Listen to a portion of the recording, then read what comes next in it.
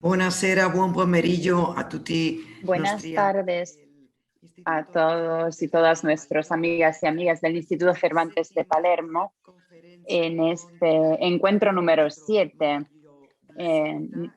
dentro de nuestro Mayo de Seda que estamos celebrando dentro del proyecto Silk Now y junto con la Universidad de Palermo. Hoy tenemos a un profesor muy querido, el profesor Maurizio Vitella, que es el pater de este proyecto Silk Now en Palermo. Y esta colaboración que hemos establecido en estos 8 encuentros de la plataforma Zoom del Instituto Cervantes en línea. El próximo lunes vamos a inaugurar la exposición y reservando podréis llegar a ver esta maravilla de la seda y de la relación entre Sicilia y España. El título de la conferencia de hoy es Murales sagrados de los obispos españoles en las diócesis de Palermo y Monreale. Y esta estrecha relación entre la diócesis de Palermo y la de Monreale cuenta con muchos obispos de orígenes española. El profesor Maurizio Vitella es profesor asociado de Historia del Arte Moderno en el Departamento de Cultura y Sociedad de la Universidad de Palermo y obtuvo el doctorado en Diseño Industrial, Artes Figurativas y Aplicadas en el Politécnico de Milán. Desde 1995 hasta 1997 ocupó el cargo de historiador del arte en la Superintendencia Regional de Patrimonio Cultural de Trapani. De 1998 a 2008 ejerció como subdirector bibliotecario en la Biblioteca Fardelliana de Trapani y desde 2008 es investigador en la Universidad de Palermo. Es docente en el grado en disciplinas del arte, de la música y del espectáculo, en el máster en Historia del Arte y en la carrera de ciclo único de conservación y restauración de los bienes culturales. Sabemos que los estudiantes de esta carrera especial están con nosotros y solo decir que las líneas de investigación son las artes decorativas, en particular la orfebrería sagrada y los artículos textiles, y este es uno de los temas principales que hemos tratado en este Mayo de Seda.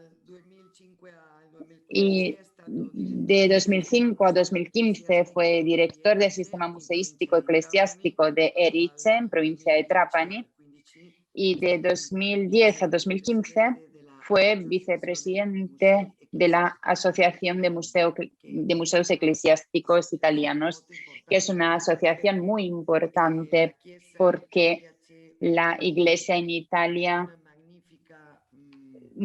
tiene una magnífica red de museos que se refieren a estos temas que va a abordar hoy el profesor Maurizio Vitella. Muchas gracias a la Universidad de Palermo, a la Universidad de Valencia y a nuestra sede central de Madrid y a todos los participantes y a todas las participantes que están hoy. Hoy casi es la recta final de nuestro Mayo de Seda. Agradezco al profesor Vitella estos encuentros de 8 conferencias y nuestra exposición ya está abierta. Quien quiera ir a Palermo, en la iglesia de Santa Eulalia de los Catalanes, en la Buchería, en los horarios que podéis encontrar en nuestra página web del Instituto Cervantes de Palermo o en las redes sociales, en Facebook, donde encontraréis toda la información con todas las medidas de seguridad por nuestra salud. Y bueno, eso me sonaba catalán y no italiano, salud. Y profesor Vitella, en esta vuestra casa virtual cuando quiera empezar. Muchas gracias Beatriz por esta presentación. Gracias por esta oportunidad que nos ve unidos en la divulgación del proyecto SIGNAU. Somos socios en Instituto Cervantes con la sede de Madrid, pero en realidad con todas las sedes proyecto para divulgar el proyecto mismo y sus resultados que se van a alcanzar gracias a la investigación de este proyecto financiado con fondos europeos. Gracias por la oportunidad, gracias por haber permitido la organización de este ciclo de talleres y conferencias. Hoy me toca a mí y tengo que decir que estoy bastante emocionado. Voy a hacer un poco, resumir un poco. Ese es el penúltimo de nuestros encuentros y me gustaría hacer un balance, como ya nos hemos dicho en otras ocasiones. Hemos tenido una presencia constante de más de 50 oyentes que han seguido nuestro ciclo de conferencias. Y eso es muy bueno porque no solo los estudiantes que quizás obligados para obtener los créditos universitarios han seguido por necesidad, pero creo también por placer e interés. Pero también me alegra mucho el poder enseñar este mundo especial que es el mundo de los tejidos y el mundo que el proyecto SIGNAU quiere poner de manifiesto al interés internacional. Lo estamos haciendo. Ya el proyecto lleva 3 años de trabajo, está casi a punto de concluirse como trabajo efectivo, pero en realidad nosotros tendremos que seguir divulgando nuestros resultados durante otros 4 años más, los 3 financiados por la Comunidad Europea. Pero esto nos permite mostrar un mundo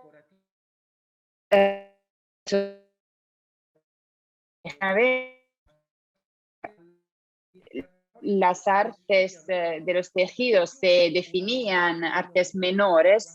Dentro de estas artes menores, los tejidos tenían aún menos importancia, pero la verdad es que son obras maestras que han movido mucho la economía. La seda es un elemento precioso, una fibra natural que a lo largo de los siglos ha marcado la economía de muchas sociedades. Lo que siempre digo a mis estudiantes también, el padre de San Francisco era un mercader de seda. Federico II aumentó el cultivo y la producción de seda en Sicilia. La seda y los textiles nos acompañan durante toda la vida, desde el nacimiento hasta la muerte. En el momento en que uno nace, uno es cubierto, pero también cuando fallecemos, nos visten para ser sepultados y enterrados. La relación con el textil es una relación intensa y este tipo de estudios que muy a menudo se consideran de nicho tienen un valor que permite hacer frente a este tema bajo distintas perspectivas, no solo la histórico-artística, que por lo que me concierne es el enfoque principal, sino que también el textil se puede estudiar desde una perspectiva antropológica, se puede estudiar como elemento fundamental de la economía, también incluso como momento de inspiración. Y Silk Now quiere poner la atención en esto, ¿no? Inspiración para nuevas creaciones, para la creatividad de los diseños, de los diseñadores que pueden recuperar los módulos de diseños que a lo largo de los siglos han caracterizado nuestros tejidos. Pero no quiero explayarme más con esta introducción. Voy a compartir pantalla, la presentación PowerPoint que he preparado para este encuentro de hoy. Un momento. Aquí tenemos la presentación. Bueno, antes que nada, como acabo de decir, todo esto pertenece al proyecto Silk Now, un proyecto que ve involucradas 9 realidades de distintos países europeos. El Instituto Cervantes decía con la sede de Madrid, pero en realidad con todas las sedes. La Universidad Leibniz de Hannover, la Universidad de Palermo, un instituto de Ljubljana, de Eslovenia, el CNR Lyon, la firma Garen de Moncada, un pueblo cerca de Valencia, el Monkey Fab, que es una realidad que nos propone la realización en 3D, en tercera dimensión, de los textiles que se quieren archivar y guardar en la plataforma Silk Now, Eurecom y obviamente los que impulsaron, que dieron el pistoletazo de salida a este proyecto, la Universidad de Valencia. Y Valencia acaba de obtener un reconocimiento importante por lo que se refiere a la ruta de la seda. Valencia sigue teniendo un importante monopolio para la producción de seda, sobre todo de los espolines que se utilizan para las fallas del 19 de marzo. El proyecto Silk Now se propone realizar un archivo digital de las técnicas de tejido y también un thesaurus compartido multilingüe para proponer una manera de poder discutir, argumentar, identificar los distintos lemas y los distintos términos que se utilizan dentro del textil. Y la realización de una base de datos llamado AdaSilk con la adquisición de fichas de catálogos procedentes de distintos museos internacionales de importancia mundial, donde se puede acceder a un bagaje de imágenes inmenso que permite comparar los distintos tejidos clasificados por técnicas, cronología y también procedencia. Y es el florón, podemos decir, lo que en realidad es la misión innovadora de Silk Now, es hacer los 3D, las técnicas con técnicas 3D, para que se puedan utilizar a nivel didáctico con la imprenta 3D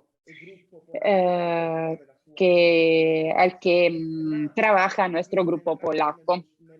Antes de empezar a entrar en la descripción de los paramentos de los obispos españoles entre Palermo y Monreal entre siglo XVI y XVII. Muy en breve, ¿cómo se estudian los tejidos? ¿Cuál es el método para empezar a estudiar, para individuar técnicamente y cronológicamente el tejido? Bueno, el método comparativo es el principal, comparar los elementos textiles que encontramos en las sacristías, en los museos, en los cajones con las obras pictóricas de pinturas. No acaso he puesto en paralelo estas dos imágenes, el retrato de Leonora de Toledo, mujer de Cosimo de Medici, y un tejido que se guarda en San Martino delle Scale, en la abadía benedictina cerca de Palermo, que es un tejido muy precioso por técnica y por material utilizado, un terciopelo que, como podéis notar, tiene el mismo módulo decorativo que el vestido de Leonora. Gracias a esta comparación sabemos cuándo vivió Leonora, sabemos cuándo se realizó la pintura y podemos extender esta cronología al tejido también. Además del método comparativo, también existe el análisis técnico, que es la observación directa del paramento y la visualización a través de una herramienta que cuenta los hilos, que permite leer 1 centímetro cuadrado del tejido para analizar, para visualizar cuántos hilos componen el tejido y poder entender, comprender la técnica con la que se realizó este tejido. Los tejidos también se estudian a través de las investigaciones históricas, la lectura de los símbolos heráldicos que a menudo aparecen en los tejidos ayudan a entender la fecha de los tejidos mismos. Y los casos raros,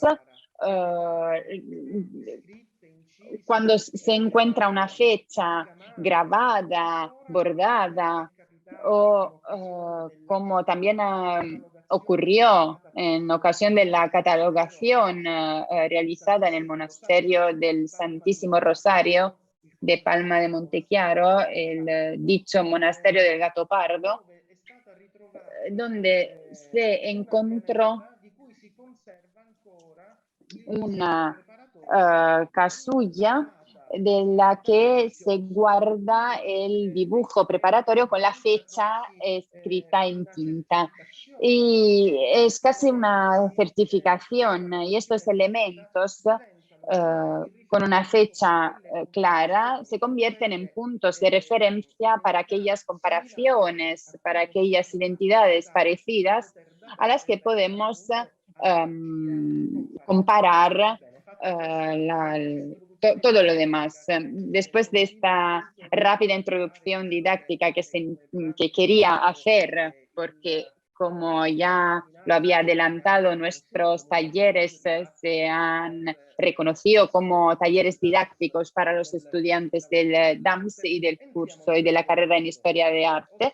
Vamos a entrar en el argumento, en el tema. He seleccionado algunos paramentos que pertenecieron a 4 obispos, 2 de la diócesis de Monreale y 2 de la diócesis de Palermo, 4 obispos de orígenes españoles que llevan unos ajuares litúrgicos o encargan en loco de obras que denotan un gusto excepcional, especial, refinado, siempre dirigido a solemnizar el momento litúrgico. Por más que puedan parecer lujosos, aquí tomo prestado el lema de San Ignacio de Loyola, a Dios el máximo de la gloria. Estamos en el pleno de la Contrarreforma, estamos a finales del siglo XVI y la Iglesia siente la necesidad de afirmar su poder, de afirmar también un principio de atracción para con los fieles que quieran ver también el lujo, una especie de manifestación de lo invisible. Y la manera de empezar la metodología de la catequesis, de conmover las almas, es una manera para hacer que los obispos, con sus encargos, con la producción artística que promueven y que impulsan, puedan crear aquel patos en los fieles que tienen que ser impulsados, animados a un camino hacia lo divino, a la manifestación de lo invisible, pero que se hace visible. Y Ludovico II Torres en esto lo logra de forma especial. Es un hombre culto, un bibliófilo. Funda la biblioteca del seminario, el seminario mismo, y crea también la capilla de San Castrense, se hace representar en el monumento funerario en una actitud de oración. Es un obispo que dialoga con los artistas, el padre de Pietro Novelli, el más importante pintor barroco de la Sicilia occidental. Le encarga a él esta pintura, donde él mismo lleva una casulla que ya es un documento que nos puede servir como elemento de comparación para individuar la fecha de algo parecido. A él también se debe el encargo de una serie de manufactos que he seleccionado y que ya han sido objetos de estudio en pasado.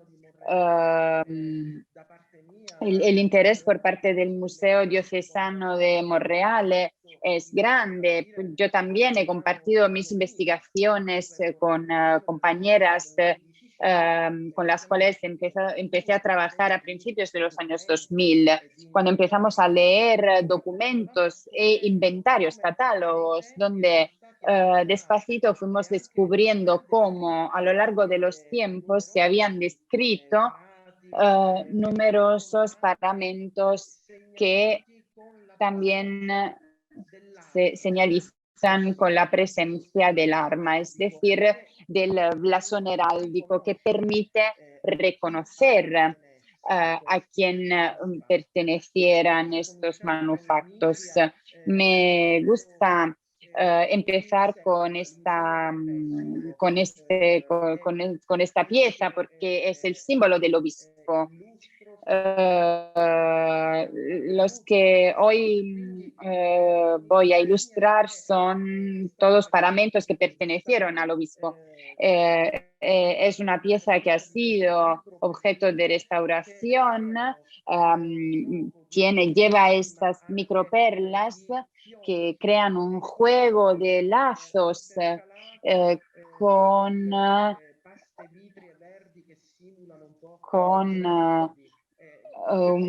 una simulación de esmeraldos. No llega en un estado de conservación optimal, pero sigue siendo muy interesante el descubrir que el tejido de fondo se realizó en oro, no en oro hilado, sino en oro, con el metal precioso trabajado en hilos, encima del que se ponen esas microperlas para crear el adorno. Es un ornamento muy precioso que nos hace entender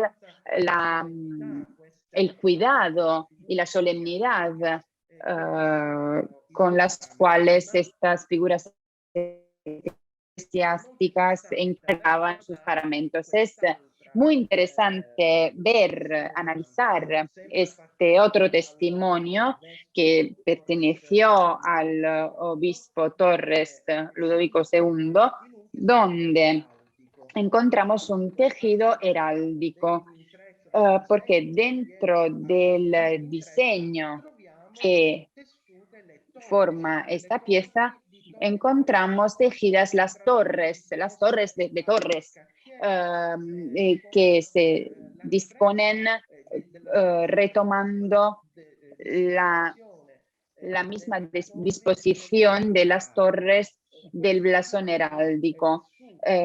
Este tipo de tejido, definido un tejido heráldico, estaba de moda en aquellas familias acomodadas que tenían dentro de sus viviendas telares que producían tejidos, y en este caso son tejidos que sirven también como elementos para aparecer, elementos que tienen de alguna forma mostrar un poder. Los tejidos heráldicos están vinculados con la familia Medici, con los anillos entrezados, que retoman aquellos elementos típicos de la heráldica de la familia a la que pertenecen. Del arzobispo Torres, esta casulla que tiene un módulo decorativo que nos hace pensar en España. Nos hace pensar en aquel tipo de producción definida mudéjar, ese arte que se afirma sobre todo en Andalucía, donde la herencia islámica se funde con las soluciones europeas. Y aquí los círculos que incluyen estrellas de 8 puntas nos indican aquel tipo de trabajo, de obra presente en la Alhambra, en Andalucía, y que también se declina en otros productos artísticos, no solo en el ámbito textil. Y este tipo de tejido lo volvemos a encontrar con el mismo elemento decorativo con dos variantes cromáticas, la morada y la verde. Y un tejido en espolín que hace pensar en un tipo de producción técnica documentada, ampliamente documentada en España, que podemos relacionar con este ámbito de producción por dos de las variantes que nos permiten individuar la fecha y la procedencia de un tejido, es decir, el análisis estilístico con los elementos decorativos que componen el módulo de diseño y el tipo de ligamento técnico. Siempre al arzobispo Torres, aquí subrayado, destacado por la presencia de su blasón con las 5 torres, este damasco, que es un tipo de producción, ha sido documentado muchísimo fue documentado a lo largo del siglo XVI, y seguramente un tejido que ya poseía la familia, porque los años en que nuestro arzobispo cubre su trabajo en Monreal, ya se iba acabando cuando las relaciones dejan espacio a las impaginaciones de los textiles con módulos más pequeños y con un desarrollo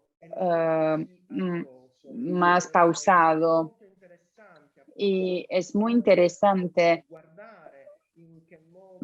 mirar de qué forma se gestiona este diseño, que no es del todo, no se puede leer del todo por la anchura que tiene dentro de su desarrollo, dentro de toda la pieza.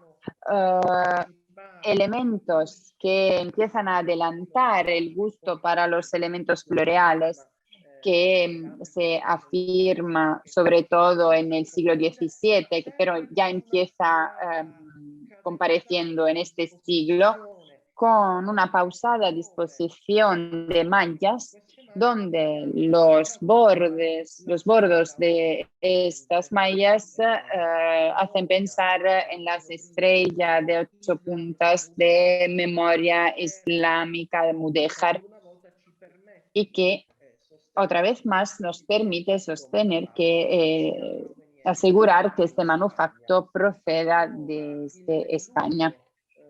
El terciopelo. El terciopelo es un tipo de tejido que en Sicilia en realidad no es fácil de encontrar, o bien por el clima. En Sicilia no hace tanto frío como para pedir un tejido que servía para protegerse del frío, pero hay testimonios, sí hay testimonios, y en este caso el paramento de Monseñor Torres, que está constituido por la casulla, da un frontal y da una capa pluvial, es decir, un conjunto litúrgico en todas sus piezas, con las que se definen los inventarios. Cuando leemos los antiguos inventarios y se habla de estos conjuntos textiles, son los paramentos en su entereza, la casulla, la capa pluvial, el frontal, etc. Bueno, aquí el terciopelo que compone las dos columnas laterales y en el centro tiene la presencia de un lampaz que volvemos a encontrar también en la capa pluvial, que se compone con el mismo tejido, la capucha y la estola. Esta es la otra casulla. Aquí, quedándonos en el ámbito del terciopelo, esta casulla de este tipo de terciopelo que ha sido sometido a un tratamiento a través de una herramienta que se llama calandra, una herramienta de forma cilíndrica donde se graban las figuras, los elementos, los ornamentos que se imprimen en el tejido, y con un vapor muy caliente se deja la imprenta, la huella en el terciopelo. El terciopelo tiene la característica de ser, como se dice en jerga, peludo. Y tiene es muy suave, liso, y por ser así, con este tratamiento con la calandra se puede imprimir el ornamento, que está hecho por pequeños arcos, adelantando los elementos que se afirmarán después, el siglo después. Ya al ver los paramentos de Monseñor Torres, podemos cubrir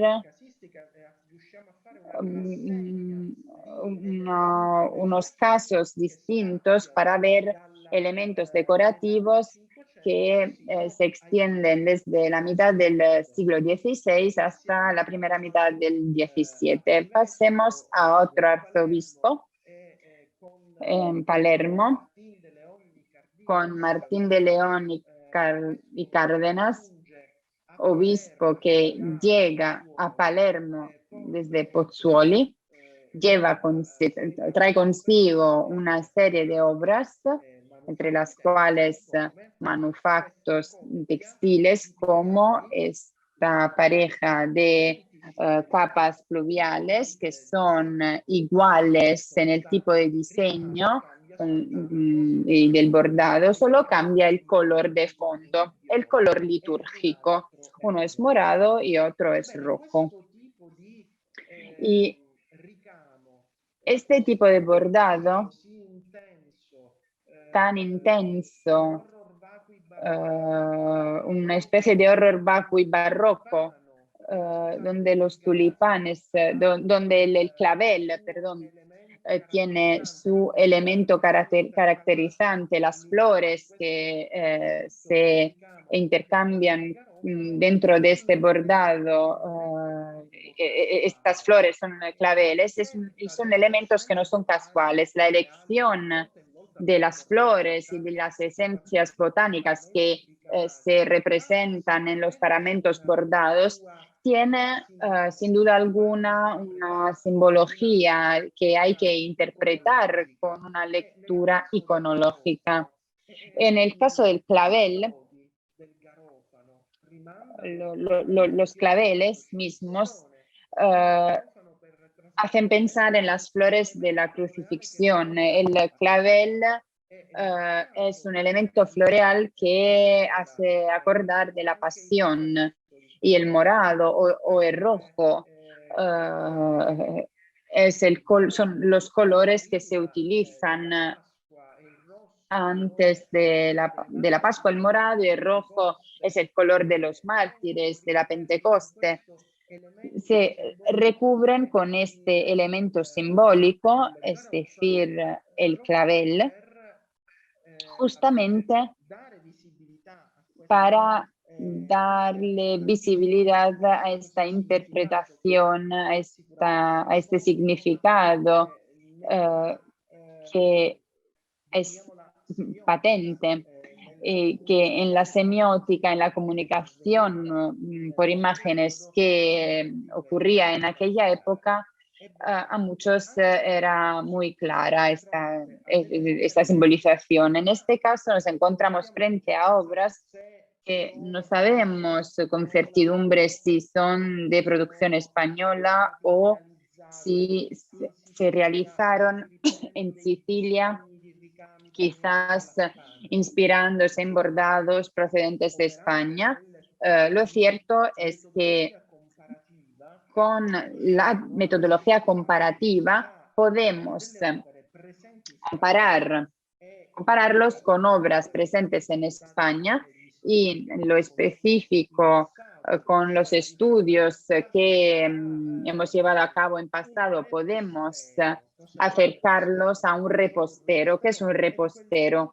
Un repostero es un tipo de sábana, de paño que se expone en los balcones al pasar la procesión. En una publicación curada en 1980 se propone un repostero que tiene ornamentos muy parecidos a este tipo de bordado. Y si no es de producción española, quizás el diseño procede de España y se realizó en Sicilia, donde la tradición del bordado estaba arraigada en el territorio y lo seguirá siendo en los años siguientes. Y vamos a ver en un momento otros manufactos que encarnan los colores, la policromía que caracteriza los bordados sicilianos. Otro obispo español, siempre de la diócesis de Palermo, el obispo Pedro Martínez y Rubio, un obispo que trae consigo esta capa pluvial muy peculiar,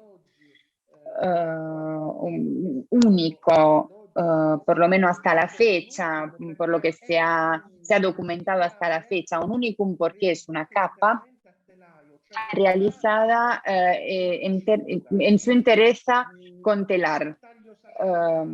No hay cortes sartorial, la existencia de un telar grandísimo, enorme, que podía permitir la realización de un producto terminado.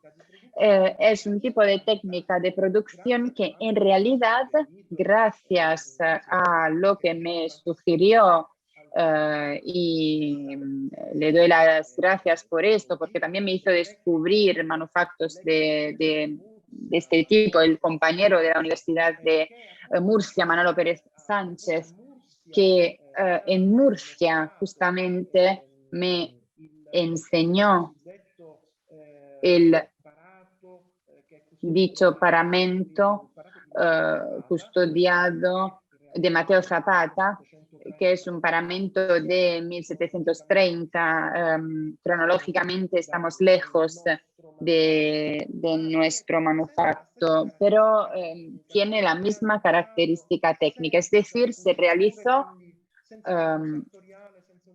sin cortes, sartorial, directamente en telar. Este tipo de obra está documentada en Toledo en el siglo XVIII en el taller de un tejedor que se llamaba Medrano. Esta documentación, el paramento custodiado, guardado en Murcia es de los años 30 de 1700. Aquí estamos ante un paramento que fue poseído por nuestro obispo Martínez y Rubio, y que confirmamos ser de su propiedad por el hecho de que la capucha está ornado con su blasón heráldico. El ornamento dentro de la falsa capucha es la estilización del corazón del blasón mismo del arzobispo. Y en esto tengo que agradecer a Giovanni Travagliado su experiencia. Gracias a su experiencia, al ser experto de heráldica, supo individuar, identificar este detalle. Y haber reproducido la parte central del blasón del arzobispo, pues la insignia heráldica tejida en el manufacto litúrgico, y en este caso una corona de lirios que incluye 3 lirios abiertos y un palmicio, reproduce en la forma del corazón también el emblema de las órdenes, de la orden de los servos de María. Todo esto lleva a la pertenecencia de este arzobispo.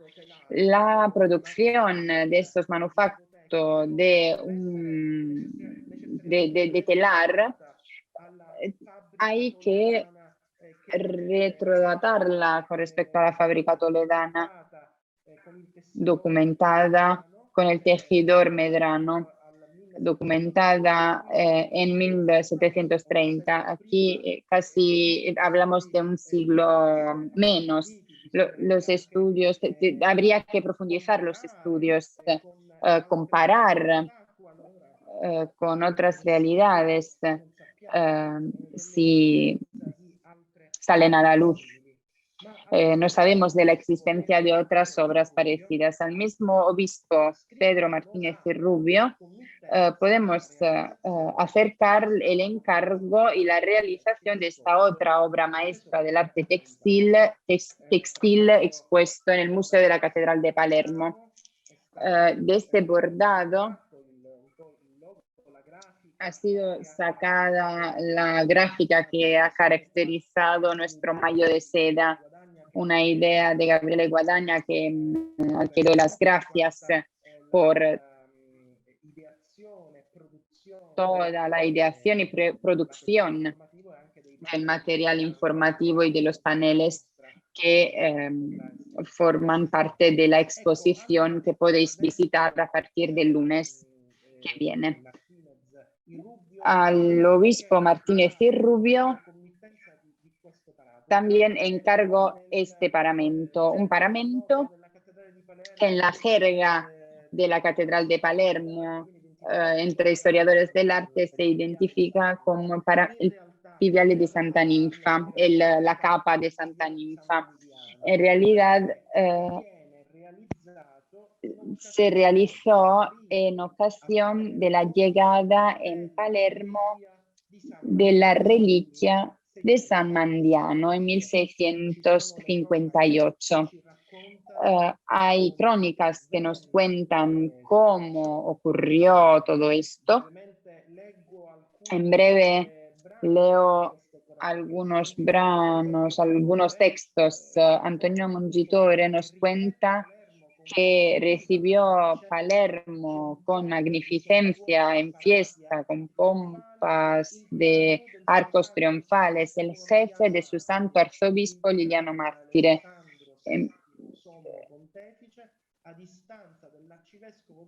En instancia del arzobispo de Palermo, Pedro Martínez Rubio, y por él trasladado aquí de la iglesia de Santa María in Monticelli de Roma. Y en esta crónica se nos cuenta de cómo se adornó la catedral en ocasión de la llegada de esta reliquia, que llega a Palermo el 22 de septiembre de 1658. Eran las dichas alas de la nave de la catedral y sus capillas llenas de terciopelo, con fregios bordados riquísimos. Había palabras en honor del Santo Glorioso. Eran los tercios de las columnas talladas de plata y de oro, y encima de la altura de dichas columnas había colores cremisi. Nos imaginamos esta catedral tapizada con estos tejidos tan preciosos, decorados con hilos de plata y de oro. Y dentro de esta procesión imaginémonos desfilar con esta hermosa capa pluvial el arzobispo, donde en la capucha está representada la escena del bautismo de Santa Ninfa. Santa Ninfa recibe el bautismo. Viéndolo, mirándolo, observándolo con los ojos de quien como yo se dedica al arte de la contrarreforma, vemos no solo destacado el culto local para los santos que dejaron una huella con su fe, con su martirio en el territorio siciliano, en especial en la ciudad de Palermo, sino que también vemos la representación del sacramento con el arte de la contrarreforma, el nuevo impulso a los sacramentos, la Eucaristía, el bautismo, se convierte casi en un elemento de propaganda que se declina también a través de estos tipos de manufactos textiles, donde una vez más los elementos del ornamento no son de fantasía casual, sino que son elementos que tienen su identidad simbólica, empezando por las figuras de aves, de los pavos reales, otras figuras con alas, todo lo que vuela en la ideología metafórica católica es algo que se compara al alma, que siempre tiende a lo alto. Las aves vuelan hacia lo alto, al cielo, como nuestra alma siempre tiene que tender hacia lo alto. Y la presencia de los pavos reales con las colas cerradas y también con las colas abiertas. El pavo real que hace la rueda, compuesta por muchos ojos, como los ojos de Dios, que todo lo ve. Y al pavo real también se le daba otra simbología. Se pensaba que su carne fuera, no marchitaba, era un elemento de eternidad. Todo lo que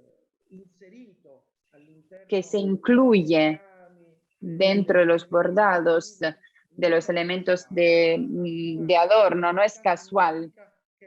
Tiene su identidad simbólica que hoy tenemos que descubrir.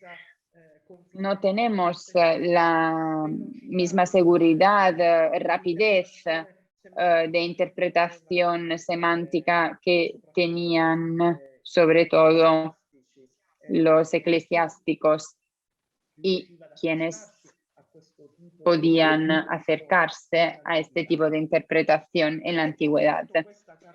Y voy terminando esta reseña de obras pertenecidas a obispos españoles con otro obispo de la diócesis de Monreale, Giovanni Roano, un obispo al que Monreale le debe muchísimo, empezando por la capilla del Santísimo Crucifijo, un triunfo de mármoles mixtos, una capilla que mandó realizar dentro de la maravillosa catedral, decorado con mosaicos de oro, llamando los trabajadores del mármol de Palermo que realizaron este ornamento en mármol, como de mármol mixto, como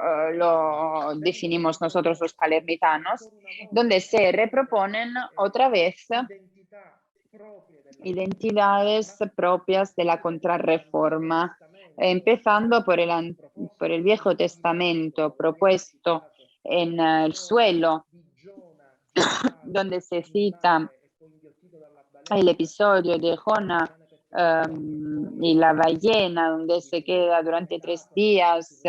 Es una metáfora de la situación de Cristo con las figuras de los profetas que adelantan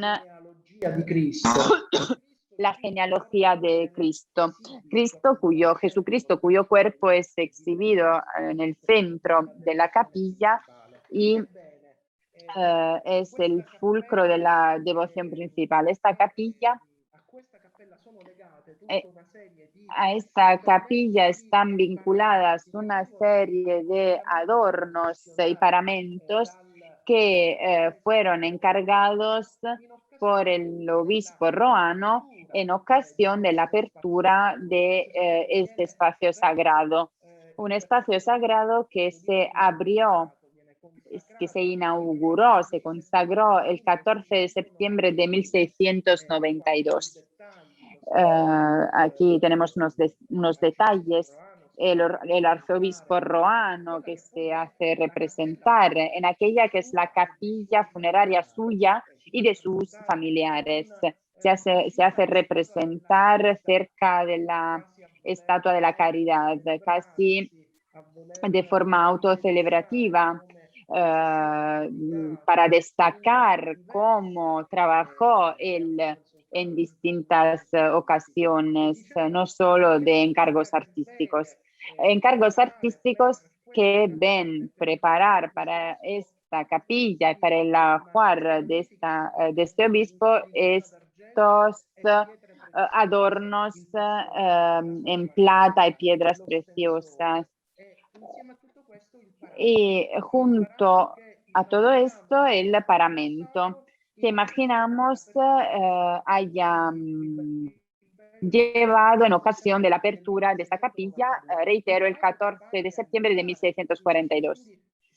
Un paramento que manda a hacer realizar en Sicilia.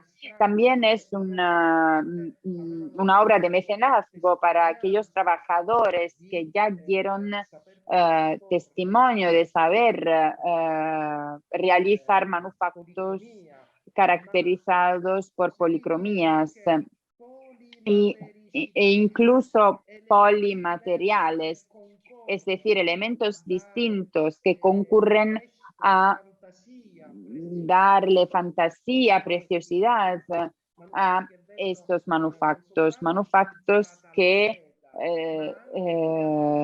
en los que se utiliza la seda y hilos metálicos también, perlas, piedras semipreciosas, unas obras que no se pueden definir solo textiles. Es una definición un poco estrecha porque casi son trabajos, obras de orfebrería. A este conjunto también incluimos la capa pluvial, que tiene en esta parte una serie de piedras de vidrio que simulan las piedras preciosas que estaban en los adornos de antes. También este obispo encargó esta pieza en coral, bordada en coral. El coral es otro de los elementos que a menudo aparece en las producciones sicilianas. El coral de Trapani, el coral que tiene su simbología bien definida, porque el coral acuerda a la sangre de Cristo. La interpretación mitológica del nacimiento del coral que se formó del corte de Perseo en la cabeza de Medusa, la sangre que cayó, se derramó en el mar, formó el coral. Y esto se convierte en metáfora de la sangre de Cristo, el símbolo de la sangre de Cristo.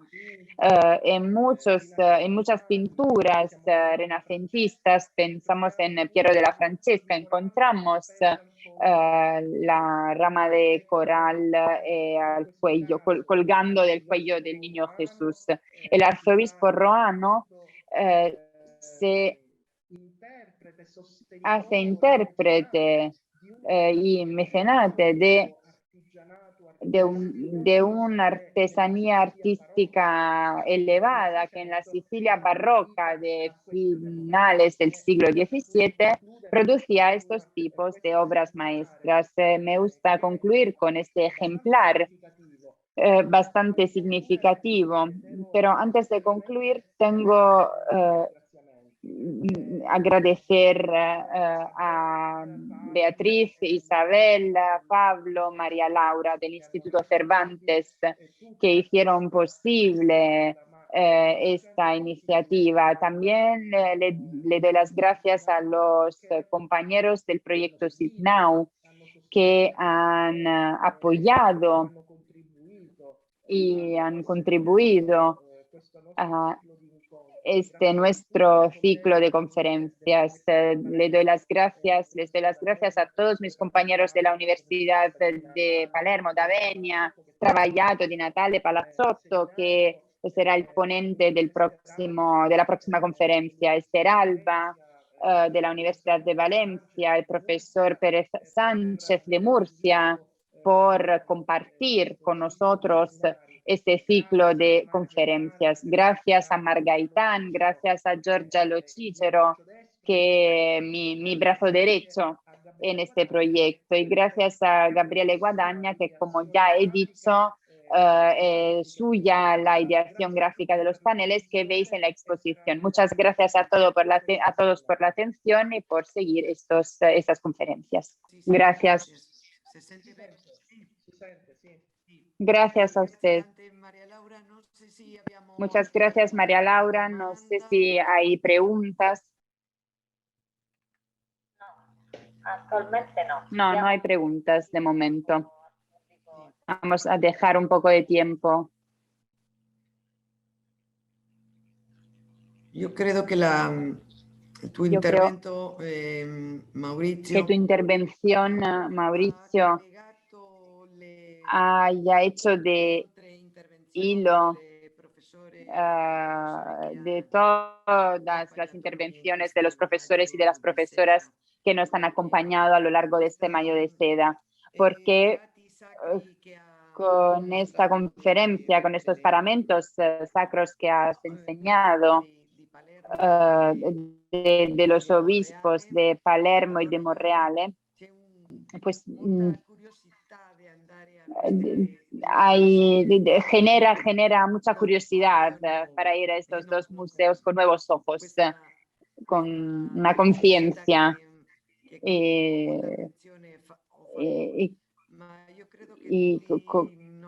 Pero creo que todos nosotros vamos a ver, a observar esos paramentos con otra mirada, yo creo, de otra forma, una manera distinta y nueva. Muchas gracias. Gracias a ti, Beatriz. Me encanta haber suscitado este interés y esta curiosidad. En realidad, detrás de cada manufacto que encontramos expuestos en los museos hay historias, muchas historias, historias de devoción, historias de ex voto, de gracias recibida. Estos objetos a menudo son el resultado de un agradecimiento que se quiere hacer, no acaso como nos ha dicho la profesora Di Natale en su intervención, muchas joyas que aparecen en los tesoros de los museos eclesiásticos son el resultado de la privación. Yo le doy a la divinidad lo que tengo de más querido y más precioso. Y esta mentalidad creo que ha impulsado los encargos de estos arzobispos, que no solo es una forma de aparecer, obviamente la apariencia tiene su papel, desempeña su papel, pero creo que es también la motivación, y tomo prestada la frase de San Ignacio de Loyola: darle a Dios el máximo de su gloria. ¿Y cómo dárselo? Sino encargando obras preciosas que puedan de forma clara, patente, externar nuestra devoción y nuestra fe. Creo que es todo que está a la base de los adornos, de los paramentos que encontramos en los museos eclesiásticos. Antes te has referido a la asociación AMEI, de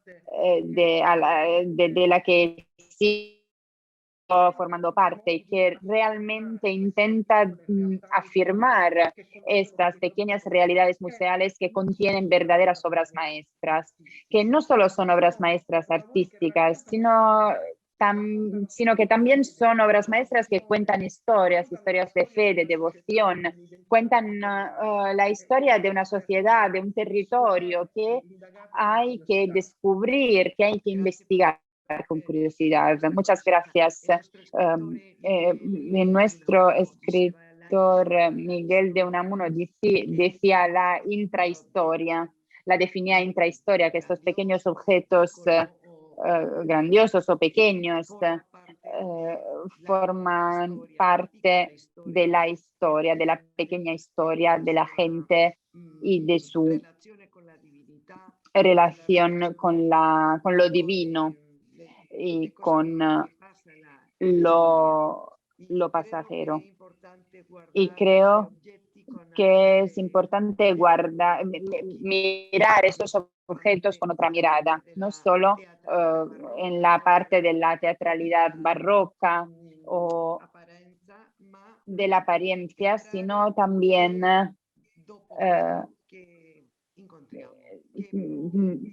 intentar entender qué encontramos más allá de la teatralidad, cómo nos habla todo esto en este siglo XXI.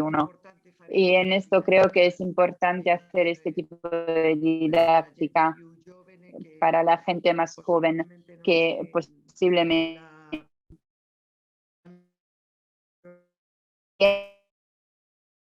para leer no solo la apariencia. Y sí, eso es lo que intento hacer con mis estudiantes. Muy bien. Bueno, ¿hay preguntas? Bueno, si no hay...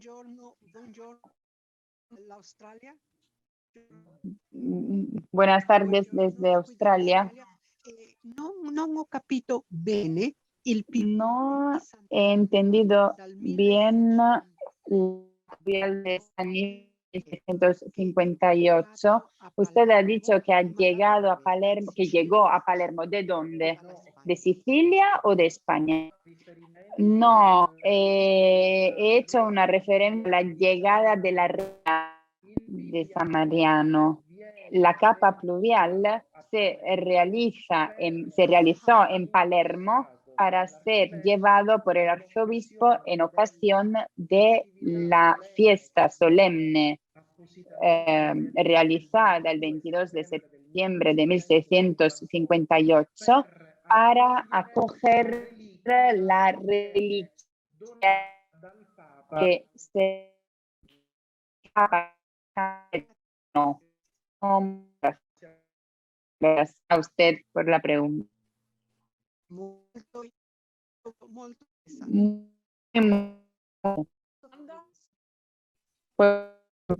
Salve, sono Daniela Sineci da Palermo.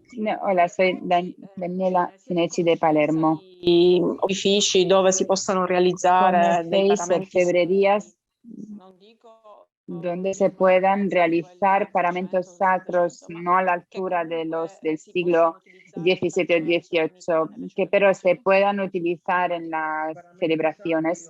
Sí, los paramentos sacros hoy se realizan técnicas industriales o técnicas de costura, costureras. La realización del paramento sacro selecciona tipos de tejidos que en algunos casos se pueden realizar, como por ejemplo el tejido que se ha realizado en ocasión del jubileo que abrió Juan Pablo II, aquel tejido polícromo se realizó en Prato. Los paramentos sacros hoy se pueden realizar como pasa por la alta moda italiana en casas de costureras que se dedican exclusivamente a paramentos sacros y también se pueden encargar, en el caso, por ejemplo, de Sicilia, a bordadores. Pienso en Michele Cassata, que está entre los más, que es uno de los principales bordadores al que se siguen encargando no solo restauraciones de antiguos bordados, sino también realizaciones de paramentos nuevos. Hay distintas posibilidades. Grazie. Muchas gracias. De nada. ¿Alguna domanda più? ¿Alguna pregunta más? Una pregunta. Hoy en la conferencia por razones de tiempo has hablado mucho de los paramentos sacros de las diócesis de Palermo y Monreale. A nivel de Sicilia, ¿cuáles son las otras diócesis de referencia que tienen estos paramentos tan preciosos? María Laura, te puedo decir todo. En realidad encontramos paramentos vinculados con España en todos los lugares. Se ha hecho un censo muy detallado, retomando manufactos textiles de probable procedencia presentes en muchas realidades diocesanas, que por ejemplo de Patti, de la diócesis de Patti, la diócesis de Siracusa. No me permito adelantar nada, pero unos estudios muy recientes han identificado otros elementos españoles presentes, no solo en contextos de catedrales, sino también en iglesias menores, pero de una importancia, iglesias madres, de ayuntamientos de un cierto interés, porque el comercio de tejidos de la seda que veía interesados a nobles, aristocráticos, feudales, que extendían su poder hacia centros más periféricos de nuestra isla, hace que estos tejidos se trasladasen de un contexto a otro y quizás hoy nos pueda sorprender, nos puedan sorprender estos lugares donde se siguen guardando estos tejidos preciosos. Yo, bueno, por razones de tiempo me he centrado en Palermo y Monreale, pero hay muchísimos testimonios de procedencia española y también a nivel documental. No solo como manufactos realmente existentes. De lo que leemos en la historia, en los documentos, está ahí los paños de Barcelona que llegan y se comercializan. Y cuando se habla de paños de Barcelona, bueno, pues claro que proceden de España. Benissimo. Muy bien. Historia fascinante Una historia fascinante que esperamos en el Instituto Cervantes de Palermo. Finestra aperta al mondo Podemos dejar abierta esta ventana al mundo para que todo el mundo pueda conocer esta investigación. Muy bien, Mauricio, muchas gracias. Si no hay otras preguntas, bueno, vamos terminando. Muchas gracias a todo el mundo y os esperamos el jueves que viene con nuestro último encuentro de Mayo de Seda.